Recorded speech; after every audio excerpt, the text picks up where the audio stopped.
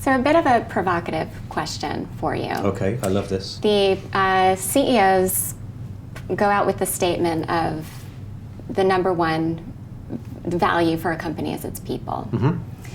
And the people are saying, prove it.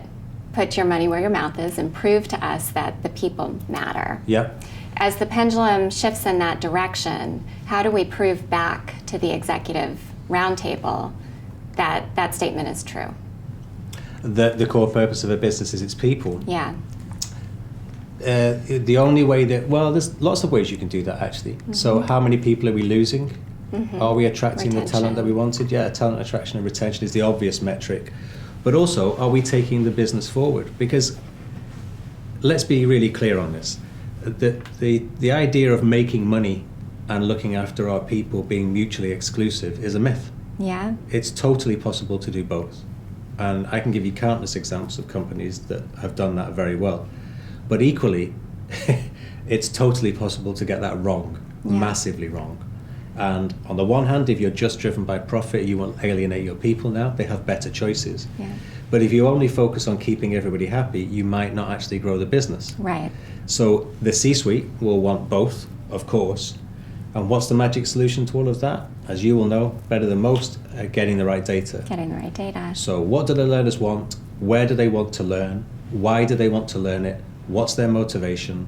How do we make them curious to develop themselves? This is all in the learning culture pot. Mm-hmm. And then match that with C-suite. What are our company goals? Okay, so in the middle of all of this, the crossover is learning.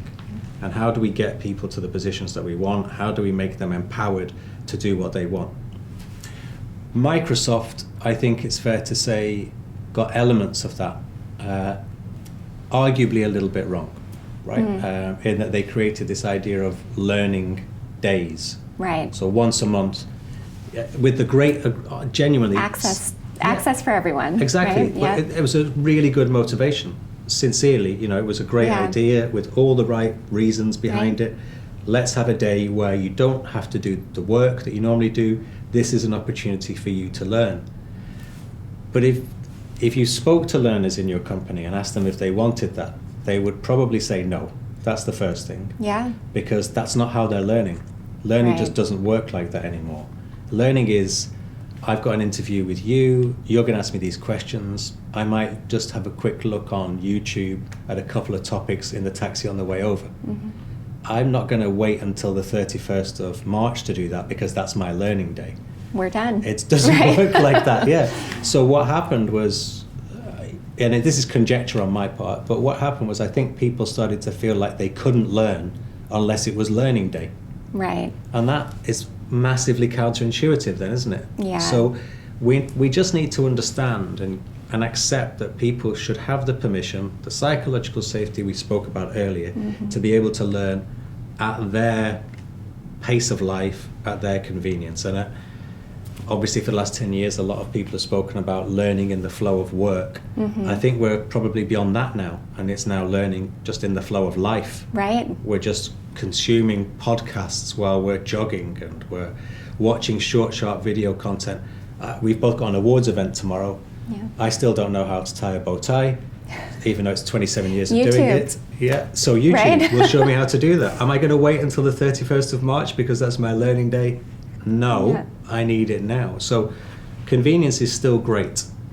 But I think what I'm trying to argue here is without context, you won't engender curiosity. Yeah. So it's okay for task-based stuff, bow tie, changing a tire, whatever. But for more kind of more holistic or more comprehensive learning experiences, I would want you to give me the context so I know what's in it for me. If you want me to be, having an appetite for this company, please, get me in here. Show me what it means to me, and then I'll give you everything. Right. That bit has been missing, but we're getting so much better. Yeah. That's why you see mentoring and coaching improve. That's why you see people wanting virtual classroom. I think the age of convenience alone might be over, actually, and we need to do things better. People care, actually, about what they're doing. Yeah. Not just the speed at which they can do it. And we're seeing a big evolution within our clients of moving from the job, the role that I could train for, to more of a skill-based approach, and how do we understand the skills across our organization and use them in more dynamic ways. What are you seeing with the focus on skills and talent development as organizations move forward? The big thing I'm seeing, Shawn, is the implementation of maybe what I would describe as an internal freelance economy. That's how I would phrase it. Inside organizations, yeah. In that you don't necessarily have a defined role anymore, but your skills will be pooled in for certain projects. So it's effectively like a freelance model, even though you're a full-time employee of the organization. So I think in order to kind of be important if you're the employee, the more skills you've got, the better. Right. Because you're more valuable to the company. So it's a skills economy now, right? And upskilling and reskilling, according to the Global Sentiment Survey that was out last week, is still a top 3 issue. Yeah. So we're now on a conveyor belt, right? And there's no way we're getting off this until we retire, basically. Right. So I can't remember who wrote it, but there was a brilliant article that I read in Harvard Business Review which described learning as the ultimate pension. Oh, so that's interesting. Yeah, if you're not developing yourself, I don't want to be dramatic about this, but it's true. If you're not developing yourself, you are going to get left behind now. You know, like if you're not able to use a smartphone these days, you know, it's part of everyday life now. So, but if you take that back to 2007, I don't think we would have necessarily predicted that, which is the year the iPhone came out. Right. But you've now got a generation that last year, they were all born this century. University graduates, were all born this century. They all started school the year the iPhone came out. It's just the way they live.